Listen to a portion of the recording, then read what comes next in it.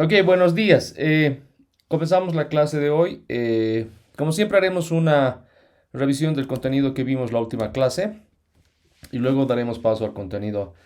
que veremos en esta clase. Recordarles que en la anterior clase vimos lo que es el modelo del gas de Fermi, que básicamente nos introduce a un modelo que podemos decir incluye varios aspectos que naturalmente en el modelo anterior, que es el de la gota líquida, no son incluidos o no son estudiados en detalle, ¿no? ¿Qué características son estas? Por ejemplo, el hecho de que el núcleo sea considerado como un modelo en el cual los nucleones están siendo, vamos a decir, acomodados dentro del núcleo siguiendo ciertas reglas que también son estudiadas desde el punto de vista de la mecánica cuántica. Por ejemplo, en el modelo del gas de Fermi habíamos visto, ¿no?, que estos niveles de energía llegan a ocuparse por los nucleones, tomando en cuenta los estados degenerados de los niveles de energía de Fermi, que hace referencia justamente a los niveles más bajos de energía que llegan a ocupar o que llegarían a ocupar estos nucleones dentro del núcleo, ¿no? De manera de que teniendo, por ejemplo, una ocupación llegando al máximo de los niveles de energía, es donde se conoce justamente el nivel de energía de Fermi, que lo tenemos acá, ¿no?, mostrado en esta figura. Solamente permítanme poner nuevamente el cursor. Ok. Entonces, entre otras características habíamos visto, ¿no?, que justamente estos niveles de energía pueden estar representados por ejemplo, eh, las densidades de energía que vienen a estar, digamos, definidas dentro del contexto de las variables que incluyen, por ejemplo, o nos incluyen en un espacio de momentos asociado a cada uno de los nucleones, es decir, asociados a los nucleones que son referidos, por ejemplo, a los neutrones o a los protones, como habíamos visto en la figura, y que esta densidad de energía naturalmente puede ser inferida, digamos, de la densidad de estados que definimos en este espacio de fases, ¿no? De manera de que llegando justamente a inferir en los momentos asociados a los neutrones o a los protones, llegamos justamente a estas relaciones que dependen claramente del número de nucleones y el número de,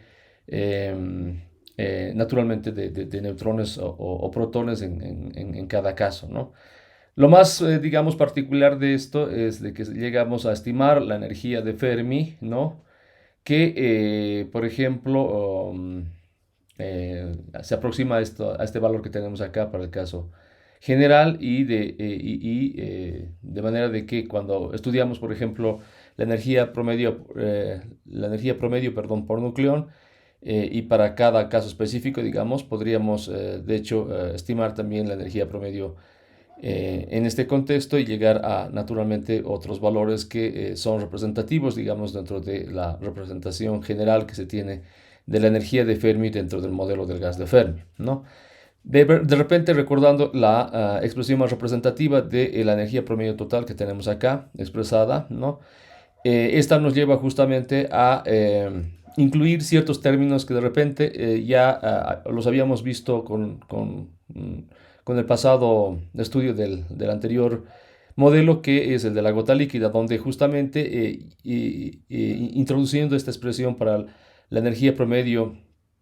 en ambos casos, tenemos, por ejemplo, los términos que contribuyen con esta energía, atribuidos, por ejemplo, ¿no?, en el primer término al volumen del núcleo, que es directamente proporcional al número de nucleones, como lo habíamos visto también, ¿no?,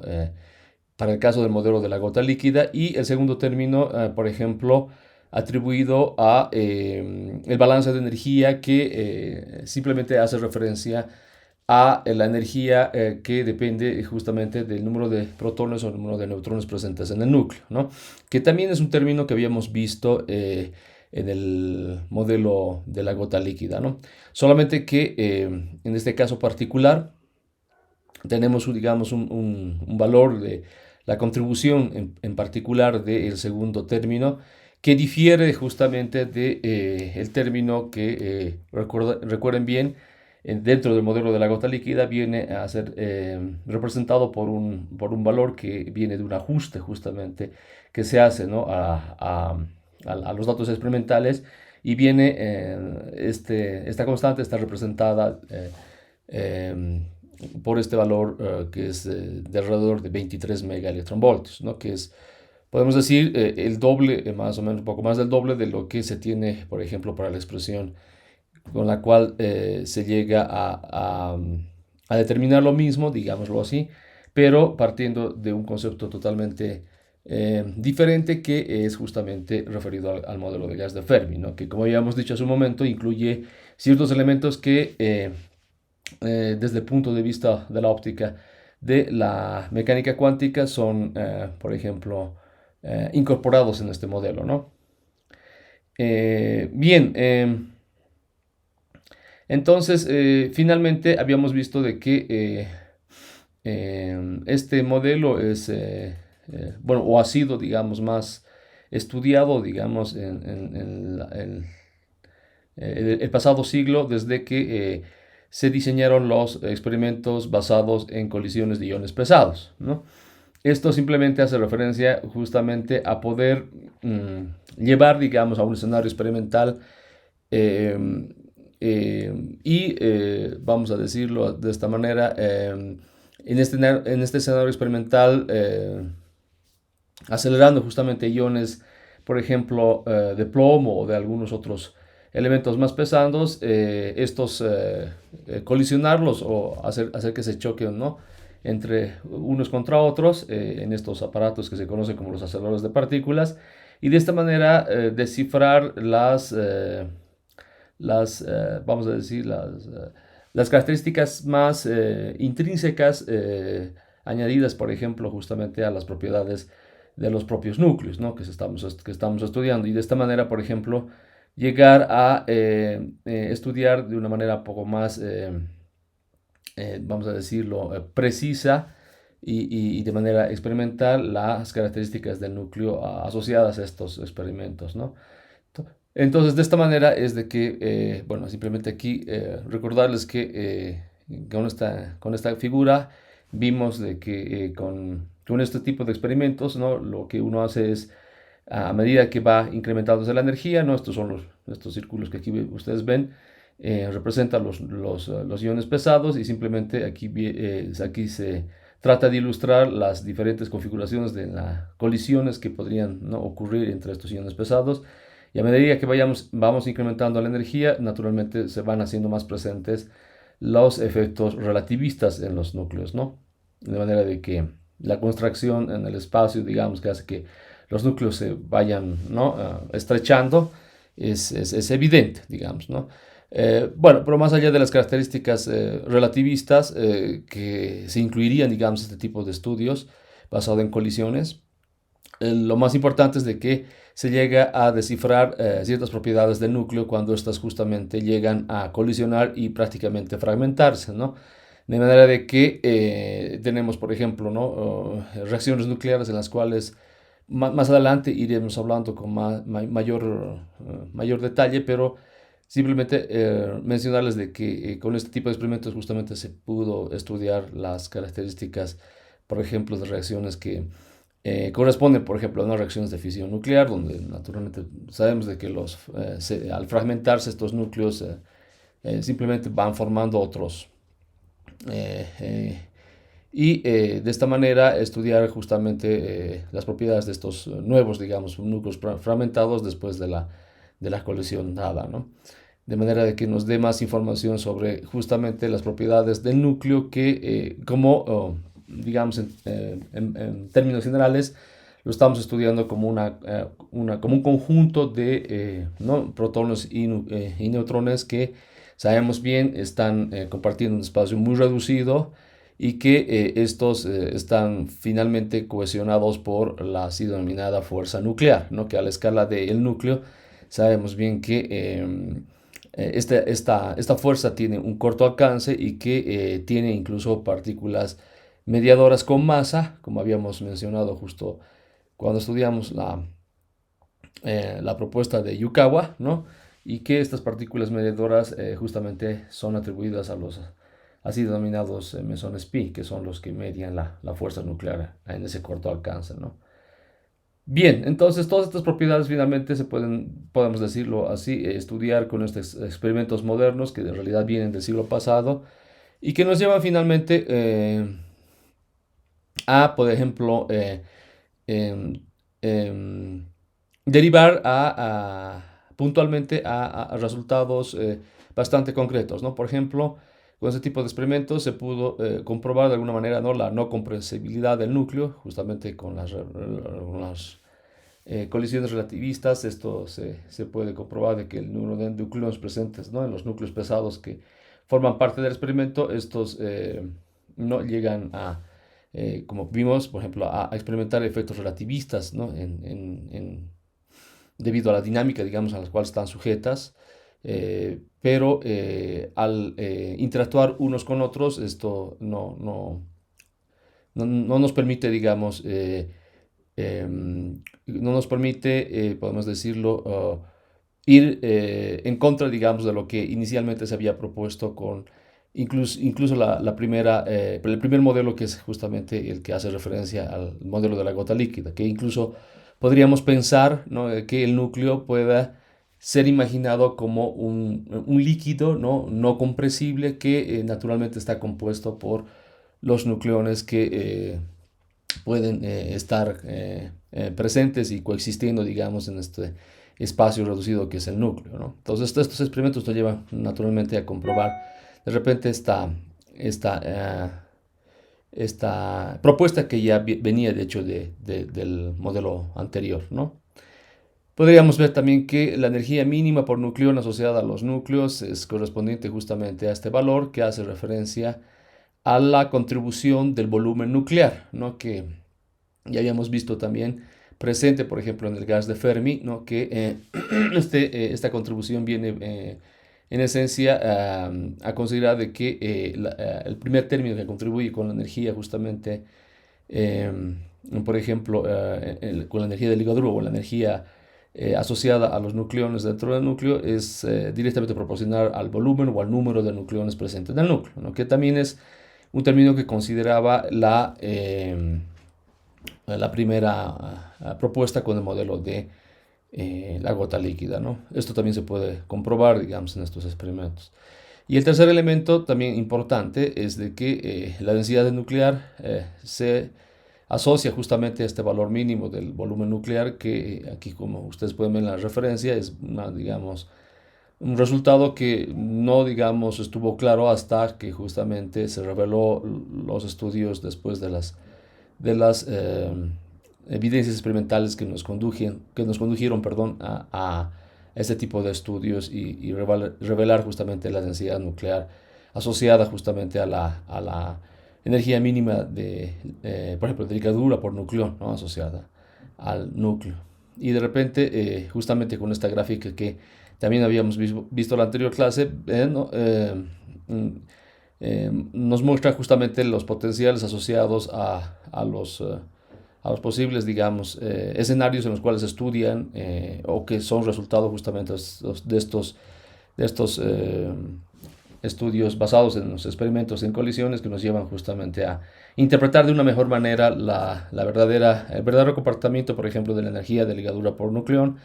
en términos, por ejemplo, de la densidad nuclear, ¿no? Y que, como ustedes pueden ver, también podemos asociar justamente el modelo de gas de Fermi dentro de esta interpretación, y vemos que naturalmente, si bien, digamos, explican ciertas características generales del núcleo, obviamente no es una aproximación muy precisa de un modelo como tal para la descripción del núcleo o de las propiedades del núcleo como tal. más allá, digamos, de que va, digamos, en coherencia con el modelo, digamos, más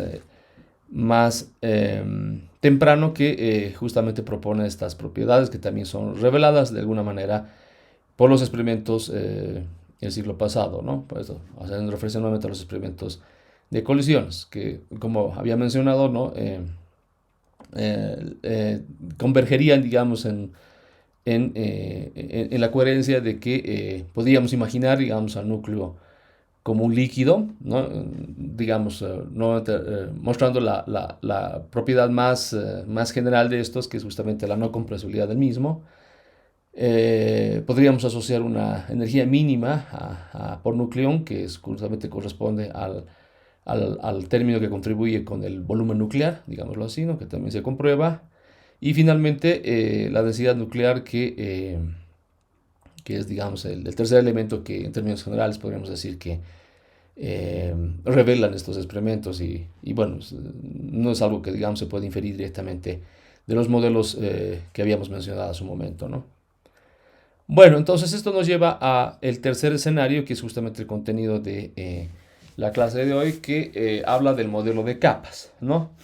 Este modelo de capas lo imaginamos justamente como un modelo que toma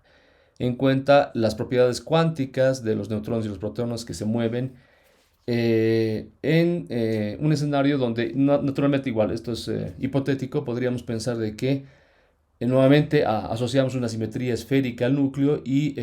por ende podríamos incluso pensar de que estos neutrones y protones se mueven en un potencial esférico, ¿no? Y también no consideramos un escenario relativista, ¿no? Es decir, que las velocidades a las cuales se mueven estos no son relativistas, ¿no? Considerando, digamos, un modelo cuántico clásico que podría partir justamente, como veremos más adelante, podría partir de la interpretación de la ecuación de Schrödinger simplemente, ¿no? Como, por ejemplo, el caso en el cual también se estudian, por ejemplo, las propiedades del átomo, ¿no? Algo muy parecido se hace también en el caso de estudiar las propiedades de los neutrones y protones dentro del núcleo. Bien, entonces estos potenciales podríamos imaginarlos con estas características, justamente como se puede observar aquí en la figura, donde para el caso justamente de los neutrones y los protones, la diferencia más grande que podríamos notar, ¿no? Es de que tenemos que incluir naturalmente el potencial debido a la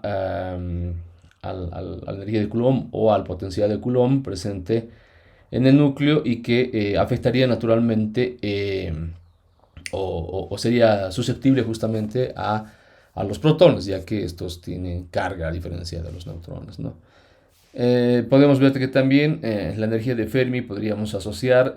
naturalmente a estos potenciales, normalmente tomando en cuenta que la energía de Fermi sería la energía máxima que llegarían a ocupar, ¿no? Todos los nucleones dentro del núcleo, tomando en cuenta que el núcleo está, digamos, en un estado base, se denomina así, o simplemente tomamos en cuenta los niveles de energía más bajos que llegan, digamos, o que llegan hasta el nivel de lo que se define como la energía de Fermi, ¿no? Y es, digamos, rescatando lo que habíamos visto con el modelo anterior, sería justamente lo que se introduce con mayor, digamos, coherencia en el modelo anterior, que hace referencia justamente al módulo de gas de Fermi, ¿no? Entonces, bueno, estos otros valores que justamente son aproximados a la superficie del potencial, que vamos a ver que también para un caso general podemos estudiar que los potenciales sean infinitos, ¿no? Y no tomar en cuenta, digamos, las propiedades que asumiríamos en una primera aproximación a las superficies de los potenciales. Esto nos daría igual paso, digamos, a una interpretación más general de cómo podemos ir definiendo los niveles de energía dentro del átomo, ¿no? En una primera aproximación, naturalmente. De manera de que las energías de Fermi, de neutrones y protones, respectivamente, eh, puedan estar incluidas, como decía, dentro de la interpretación de los potenciales esféricos y que fundamentalmente estos potenciales puedan, por ejemplo, responder naturalmente a una simetría, como habíamos dicho, esférica, ¿no? Que en principio podríamos imaginarla, por ejemplo, dada por esta relación que tenemos acá, ¿no? Simplemente inspirada, digamos, en las propiedades electromagnéticas asociadas al mismo. No es un potencial simplemente asociado a la simetría esférica que podríamos asociar al núcleo, ¿no? Como decía. Donde, por ejemplo, podríamos también pensar en una distribución de carga uniforme por los protones y R mayúscula grande aquí representaría simplemente el radio del núcleo, ¿no? Que también nos podría ayudar debido a lo que habíamos visto ya antes, tener una idea de cuán, ¿no? De asociar un radio mínimo al núcleo, tomando en cuenta justamente esta fórmula empírica que nos relaciona el radio del núcleo con el número de nucleones presentes en el núcleo, que es o tiene una característica potencial, ¿no? Una dependencia potencial con el número de núcleos presentes en el núcleo. Bien, entonces, a ver, vayamos, como les decía hace un momento, viendo las propiedades así bien básicas de este modelo de capas, incluyendo, por ejemplo, primero, digamos, los potenciales estos que podríamos considerarlos que tienen paredes infinitas o simplemente se denominan potenciales con paredes infinitas, ¿no? Como había mencionado hace un momento, no tomamos en cuenta, por ejemplo, justamente los detalles de la superficie del potencial nuclear, que como pueden ver ustedes, para ambos casos difiere del hecho de que naturalmente estamos hablando de que los constituyentes, que son los nucleones referidos a los neutrones y los protones que forman el núcleo, son partículas diferentes, ¿no? Pese a que tienen masas muy próximas, pero son partículas diferentes porque una es neutra y la otra es cargada, ¿no? Eh, eh, entonces estas funciones justamente que podríamos asociar a una ecuación de Schrödinger simplemente podríamos hacer que dependan de estas características que estábamos mencionando y donde justamente más allá, digamos, del radio nuclear asociando justamente a las proximidades de la superficie de ambos pozos, ¿no? De potencial de paredes infinitas, no tomamos en cuenta justamente esas soluciones, digamos, dentro de la interpretación de la ecuación de Schrödinger, de manera que nos va a llevar justamente a una interpretación de los niveles de energía justamente asociados de repente a las energías a los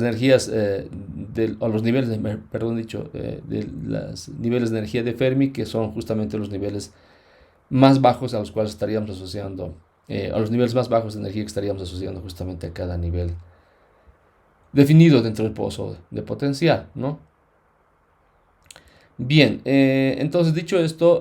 podríamos escribir en términos generales ambas ecuaciones de Schrödinger para el caso de los neutrones, como vemos acá, y para el caso de los protones, en este caso tomando en cuenta naturalmente el potencial que viene justamente o el potencial de Coulomb promedio que viene justamente de la interacción electromagnética que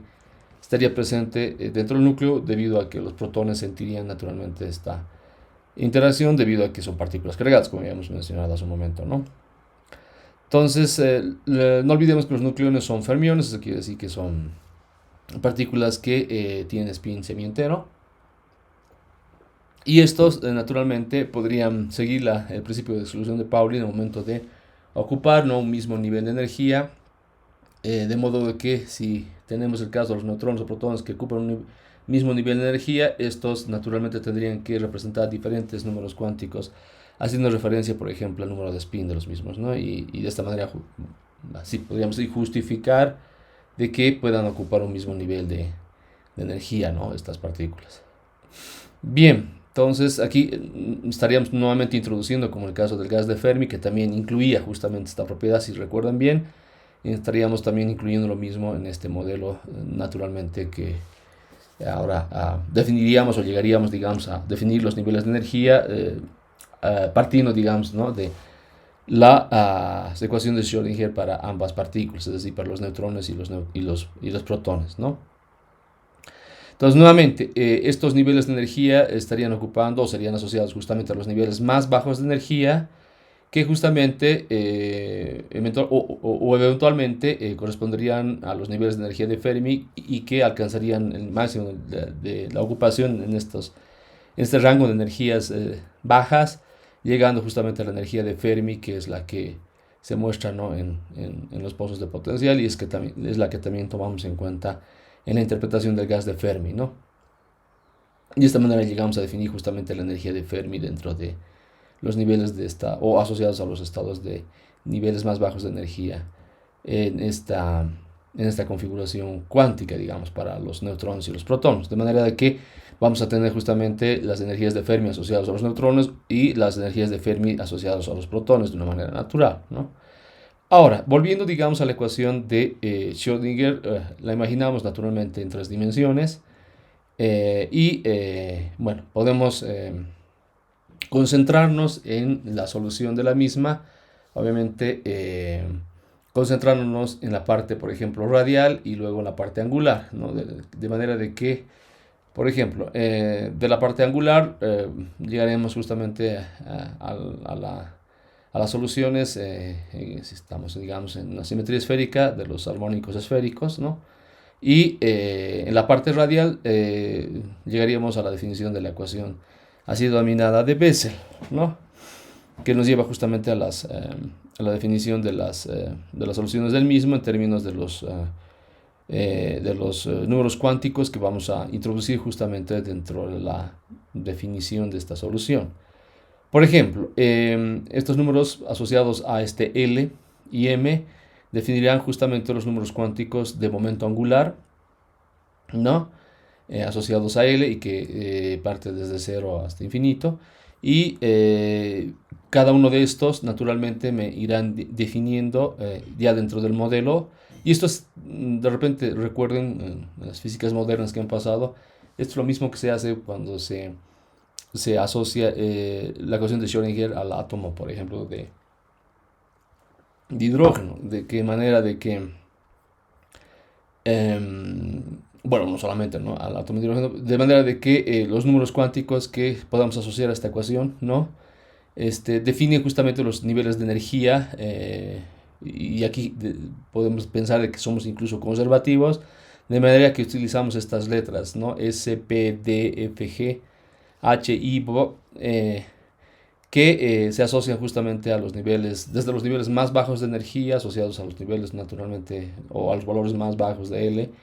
y los niveles más altos de energía, obviamente asociados a los valores más altos de L, ¿no?, que son nuevamente valores enteros positivos. Y por cada L justamente tenemos estos otros valores asociados al número cuántico M, que incluye, digamos, la extensión de los valores negativos enteros de L hasta los valores positivos de L, que veremos más adelante a qué hará referencia justamente, ¿no? Pero que son nuevamente asociados, o podríamos pensar que son los números cuánticos asociados al momento angular orbital, que ya podríamos pensar de que se está asociando esta propiedad cuántica en la descripción, de la ecuación de Schrödinger asociada al modelo cuántico, que es justamente el modelo de capas asociado al núcleo, ¿no? Nuevamente, repito, procedimiento que se hace justamente en la descripción, si ustedes quieren, cuántica de incluso las propiedades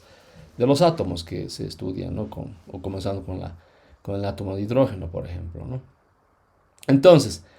tomando en cuenta una función radial que naturalmente dependerá o será incluso solución de esta ecuación de Bessel, finalmente podríamos escribirla de esta forma de acá, que vemos, donde, por ejemplo, para el caso del neutrón y para el caso del protón, aquí tomando en cuenta el caso del neutrón, aquí tenemos la masa del neutrón, serán ecuaciones bastante similares, ¿no? Tomando en cuenta las paredes infinitas, con el radio del núcleo como el R mayúscula que habíamos denotado, entonces el potencial podríamos asociar que si, como no estamos tomando en cuenta las propiedades no, de la superficie, no estamos tomando en cuenta las condiciones de contorno asociadas justamente a las proximidades de la superficie de los potenciales, no tomamos en cuenta justamente estas soluciones, vale decir que los potenciales serían infinitos y de otra manera serían cero, ¿no? Entonces, finalmente, como podemos recordar, esta ecuación que depende de la parte radial, de la ecuación de Schrödinger para la descripción, por ejemplo, en este caso, de los neutrones dentro del núcleo, vendría a representar una ecuación de Bessel, ¿no? Donde las soluciones del mismo son justamente las así denominadas funciones esféricas de Bessel, ¿no? De manera de que si nosotros introducimos un otro, una otra constante dentro de la definición de la función o de la solución de la función de Bessel, kappa de n de L, dependiendo nuevamente de los números cuánticos y de este otro n, que es un número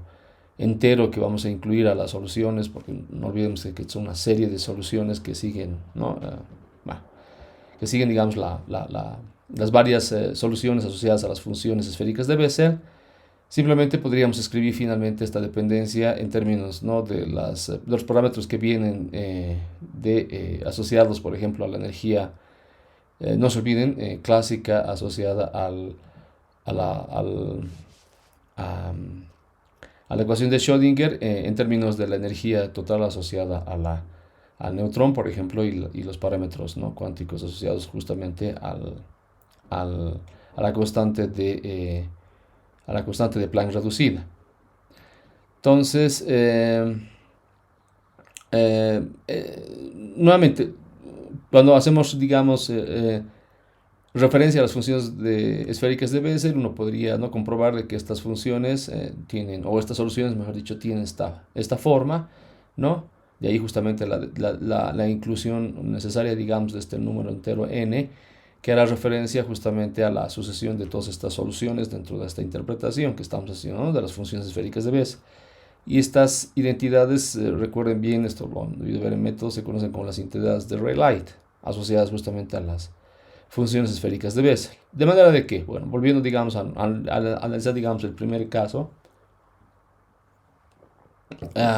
donde tenemos justamente esta relación donde, por ejemplo, L vamos a tomar en cuenta el primer valor que tomaría, que sería el valor más bajo, que es justamente 0. Entonces, esta solución convergería justamente a esta solución de acá, ¿no? que está en términos de la función periódica seno, y que tiene la dependencia, como habíamos visto, de esta constante kappa sub n, que está relacionándonos con nuestros parámetros dentro de la descripción de nuestro modelo. Entonces, de manera de que la energía justamente a la cual podemos arribar dependerá naturalmente de esta constante, que a su vez depende, ¿no? de la relación de la energía del sistema. Y bueno, finalmente podríamos poner en términos de energía del sistema y la constante, como vemos acá, de manera de que lleguemos a determinar los diversos niveles de energía asociados justamente a los protones, o de una manera similar a los de los neutrones, en este caso, y de una manera similar a lo de los protones. Tomando en cuenta la condición de contorno para cuando nos aproximamos justamente a la simetría esférica que asociamos a nuestro sistema, tomando en cuenta de que R mayúscula era, ¿no? el radio del núcleo, entonces la energía podemos representarla en términos incluso del parámetro del radio, ¿no? como vemos acá. Entonces, para valores donde kappa sub n, valores enteros, dependiendo de este parámetro n que hemos introducido por lo que habíamos ya mencionado, asociado a la sucesión de soluciones asociadas a las funciones esféricas de Bessel, son números enteros que parten desde 1, ¿no? Y estos justamente podrían corresponder a los niveles, o más, a los subniveles que podríamos tener para el primer nivel, por ejemplo, asociado al nivel más bajo de energía, con el número cuántico igualado a 0, que es, ¿no? corresponde al nivel más bajo. Recuerden bien que el número cuántico parte desde 0 y hará referencia naturalmente como habíamos mencionado también más antes, hará referencia al número S, que hace referencia a su vez al nivel más bajo de energía que podríamos asociar al sistema, que es justamente S, ¿no? con el número cuántico L igual a 0. Y a cada uno podríamos incluso asociar subniveles, ya con este otro o sea, una colección de números enteros que parte desde 1 hasta infinito. Entonces podríamos pensar en subniveles de energía que son parte de este nivel más bajo de energía, que van a corresponder justamente, ¿no?, a 1s, 2s, 3s, etcétera. Y de la misma forma podríamos subdividir, digamos, los niveles de energía o inferir los niveles de energía asociados a los niveles más bajos de energía, tomando en cuenta el siguiente número para L, que sería 1, ¿no? Recuerden bien que el siguiente número que llega o representaría el segundo nivel más bajo de energía, después de L igual a 0, sería L igual a 1. Entonces L igual a 1 correspondería justamente al nivel de energía bajo del núcleo, que hará referencia a la letra P. Entonces, de esta manera, nuevamente, ¿no?, de una manera similar, podemos, como vimos para el caso, digamos, del nivel más bajo de energía asociado al número cuántico L igual a 0, entonces recurriendo nuevamente a la identidad de Rayleigh, que es esta de acá, para L igual a 1, tenemos esta función esférica de Bessa, ¿no?, que ahora depende de, en realidad, dos funciones periódicas haciendo referencia a la función seno y a la función coseno, y esta es la relación explícita que derivamos justamente de la relación de Rayleigh. Para el nivel más bajo de energía, después de L igual a 0, que sería L igual a 1, o el nivel de energía referido a P, ¿no? Y de manera similar, entonces, como N representa igual una colección, digamos, de números enteros haciendo referencia justamente a los niveles de energía, 1P, 2P, 3P, etcétera, hará referencia justamente a los niveles de energía asociados a dichos, perdón, a los subniveles de energía asociados justamente a dicho nivel de energía asociado a número cuántico 1, o vale decir, a nivel de energía asociada a la letra P. Bien. Entonces, bueno, aquí simplemente esta constante capa que habíamos introducido dentro de la interpretación de la energía, podríamos hacer que dependa o sea, que también ¿no?, habíamos dicho, tomando en cuenta la condición de contorno, incluyendo justamente el radio del núcleo, podríamos tomar en cuenta de que la podemos escribir en términos de esta X, y simplemente este valor hará referencia justamente al valor que será como vemos de la definición de kappa sub n, ¿no?, serán números enteros que dependerán, ¿no?, de esta relación entre el producto de este número entero, la constante pi, y el valor del radio del núcleo, ¿no?, o el radio asociado al núcleo. De manera de que estos valores para los subniveles de energía aquí representados en términos de X, por ejemplo, X1P hará referencia justamente simplemente a el producto entre 1 y pi, digamos, ¿no? O 2 y pi para el otro caso, y así sucesivamente, ¿no? De manera de que tengamos, bueno, más adelante les voy a mostrar una tabla que justamente nos muestra los niveles de energía asociados a este parámetro que introducimos, y hará referencia justamente a lo que comentaba dentro de la interpretación de los niveles de energía dentro de el núcleo, y asociados tanto a los protones como a los neutrones. De una manera similar podríamos llegar a la interpretación de los protones, ¿no? Aquí simplemente tomamos el caso para derivar a los niveles de energía de los neutrones, por ejemplo, ¿no? Entonces, algo también que podríamos asociar dentro de la dependencia que tenemos de la energía, tanto que depende del parámetro n, que nos asocia justamente a la sucesión de funciones que vamos a tener referidas a las funciones esféricas de Bessel, y el número cuántico L, ¿no? Y podríamos asociar también el número cuántico M, que como habíamos visto con anterioridad, ¿no?, podríamos